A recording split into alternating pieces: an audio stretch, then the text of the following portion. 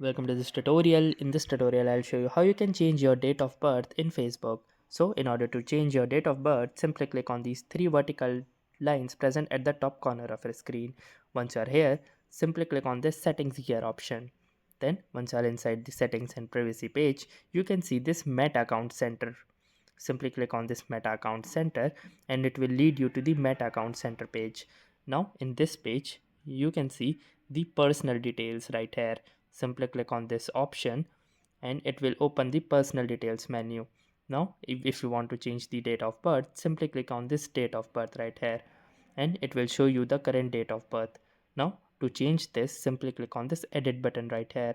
Once you have clicked on the edit button, you may tap on this and you can set a new date of birth. So for example, I am setting any new date of birth. Then once you have successfully set the changes, simply click on this set button and then click on this save button right here. Once you have done this, it will ask you for a confirmation, and to confirm, simply click on this confirm button.